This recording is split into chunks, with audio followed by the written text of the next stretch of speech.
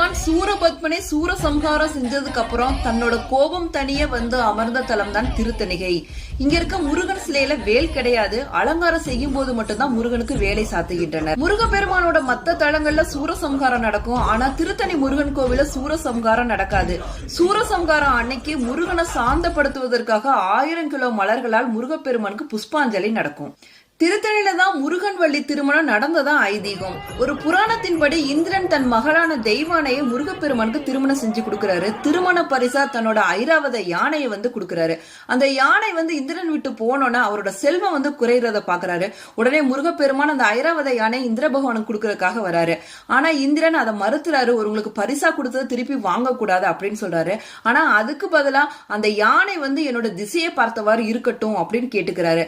அதனாலதான் பாத்தீங்கன்னா திருத்தணியில இருக்க யானை சிலை வந்து கிழக்கு திசை நோக்கி இருக்கும். கிழக்கு திசை வந்து இந்திரனுக்கு உகந்த திசை.